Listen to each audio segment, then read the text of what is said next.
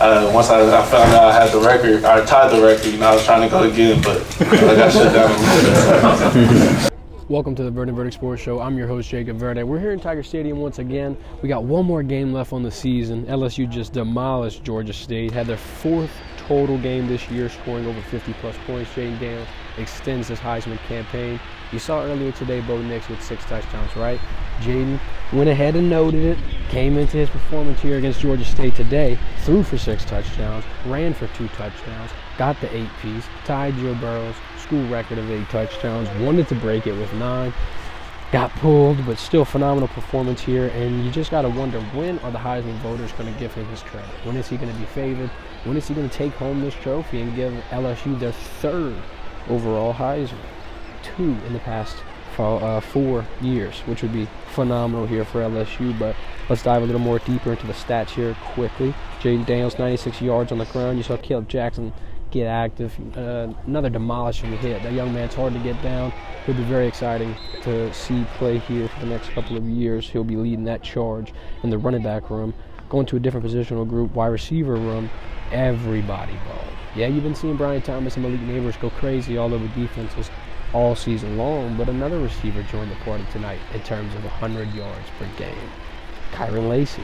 Brian Thomas had 103 yards. Kyron Lacy had 101 yards. Malik Neighbors 140 yards. Kyron Lacy had 2 touchdowns. Malik had 2 touchdowns.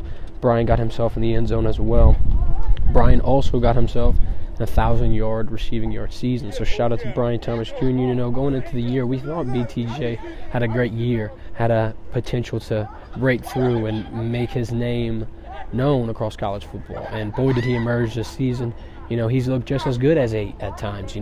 Sometimes he's even looked better. He's been the touchdown leader in the country for the past couple of weeks. Malik Neighbors has been leading at that receiving yard mark. So, this offense has been putting out left, right, and center. Big credit to Jayden Daniels, number 5, potential Heisman here. And y'all comment what y'all think about Jayden's Heisman chances. Does it go to Michael Penix? Does it go to Bo Nix? Does it go to a potential Pac-12 champion who still might have a college football playoff hope alive? Or does it go to the man that's breaking records in Death Valley, that's doing it against tough SEC contention, that's doing it in the eyes of adversity? You saw Jayden Daniels last year at LSU, and a couple times he's shown these glimpses of a Heisman candidate, and he's shown these glimpses of a great quarterback that, we thought he could be. And there's people here calling you crazy for even thinking or even batting an eye at Jayden Daniels in a similar conversation with Joe Burrow or a Heisman. And now look at us here in the great month of November, actually breaking down whether or not JD5 is going to take home this Heisman.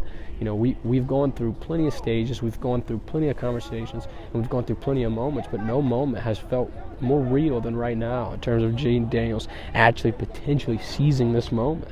When you're going out there and you're throwing 25 for 30, over 400 passing yards, 6 passing touchdowns, your longest strike of the night coming at over 70 yards, and then you're walking out with over 500 total yards of offense and 8 touchdowns. I can't name a player in college football that's better than him. Yeah, you got the people saying, oh, well, yeah, there's Bo Nix and Michael Penix, but what about Marvin Harrison Jr.? There's times where I'm not even sure if Marvin Harrison Jr. is the best wide receiver in college football. So I think, his vote and his argument is going to have to be put back for another couple of weeks here. I think Ohio State's a great team. Marvin Harrison Jr. doing great things, but when you got wide receivers like Malik Neighbors and Brian Thomas Jr. at LSU putting on these phenomenal performances week in and week out, it really makes you question on who the best wide receiver in the country is. But, I don't want to be long-winded here and tell you things that you already know.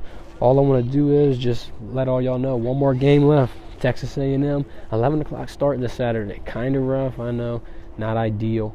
But come out, support, make sure you're watching the game for sure. This could be one of the last great offensive performances of 2023. We still got the bowl game on the horizon. We still got the potential for the 10-win season. But all in all, the Jimbo Fisher list, Texas A&M Aggies are gonna see a pretty interesting showdown here Saturday as SEC contention continues to wind down and continues to close here on the year. LSU this time last year was pushing towards the SEC title game.